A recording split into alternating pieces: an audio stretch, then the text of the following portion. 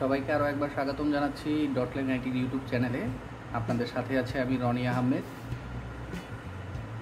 আশা করছি সবাই ভালো আছেন। আমি মূলত একজন ল্যাপটপ টেকনিশিয়ান। আপনারা চাইলে আপনাদের ল্যাপটপ সংক্রান্ত যে কোনো বিষয়ে আমার সাথে আলোচনা করতে পারেন। আজকে যে বিষয়টা নিয়ে আলোচনা করব হচ্ছে আমি একটা নতুন ডিভাইস কিনেছি, বায়োস প্রোগ্রামার অ্যাজবোর্ড 4।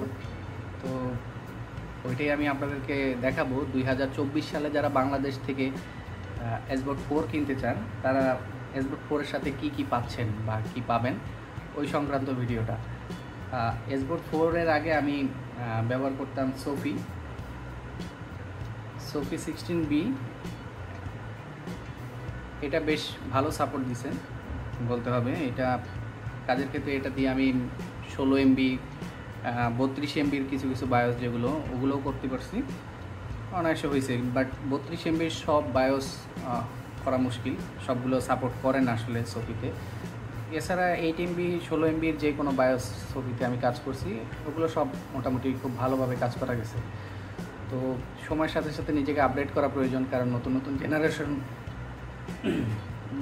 জেনারেশন চলে আসছে। তো আমাদের সেই অনুযায়ী আর কি নিজেদেরকে আপডেট করতে হবে, প্লাস কাজের টুলসগুলো আপডেট করতে হবে। তো সেই পরিপ্রেক্ষিতেই আমার অ্যাজবোর্ড 4 কেনা। সেটাই আমি আজকে আপনাদের সামনে দেখাবো যে এটা আমি কিনলাম, এর সাথে কি পেলাম। 2024 সালে মোটামুটি একটা নর্মাল প্যাকেট। আসলে ডিভাইসটা আমাকে কুরিয়ার করে দেওয়া হয়েছে, এটা কুরিয়ারের মাধ্যমে আমি আনাইছি। চলুন দেখা যাক, খুলি কি অবস্থা, কি পেলাম।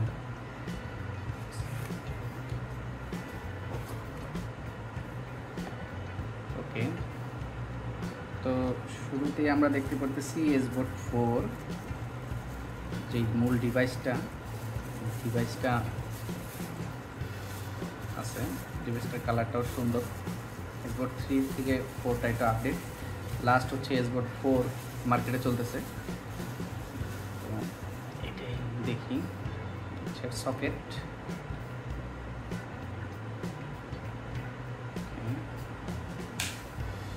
এর পিনটা ভিন্ন। আপনার প্রিন্টারের যেই কেবেল, ওই কেবেলের মতন, ওই প্রিন্টারের যে কেবেল। আর এর আগে সোফিতে ছিল যেটা USB 2.0, যেটা ওইটার পয়েন্টারটা ছিল। তো এখন আপডেটের অ্যাজবোর্ড 4-এর মধ্যে অ্যাজবোর্ড 3-তে আপনারা জানেন এই পোর্ট দিয়েছে, নতুন পোর্ট, দেখতে সুন্দর, স্মার্ট।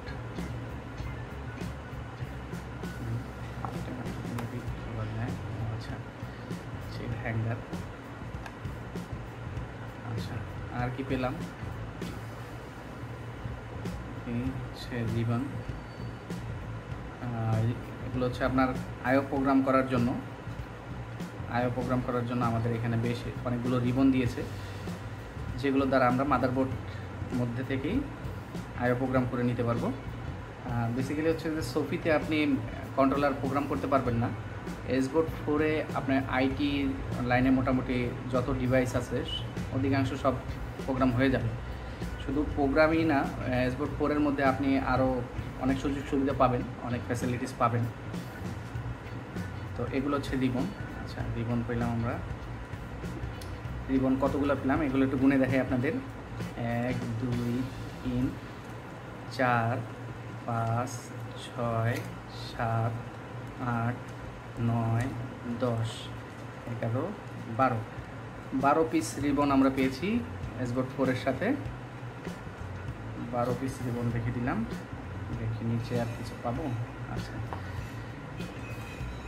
এ হচ্ছে এর সকেট পিন দিছে। এটা মূলত হচ্ছে কন্ট্রোলার প্রোগ্রাম করার জন্য এটা লাগবে।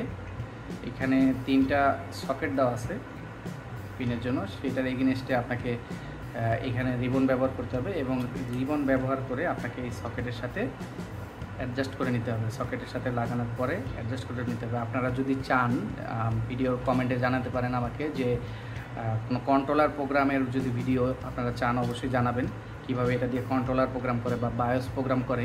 আমি ইনশাল্লাহ সেই ভিডিও আপনাদেরকে দেখাবো আশা করছি।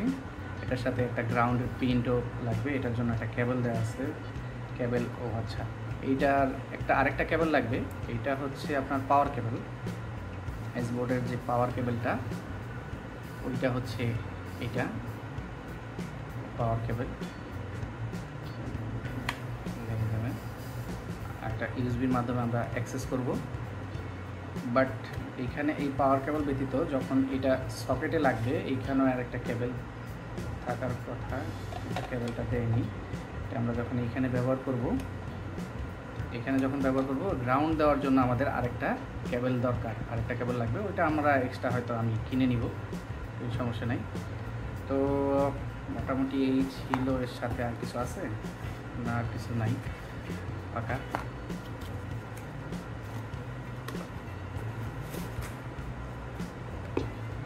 তো বন্ধুরা, এসবোর্ড 4-এর সাথে আমরা এই ডিভাইসগুলো, এই জিনিসগুলো আর কি পেলাম।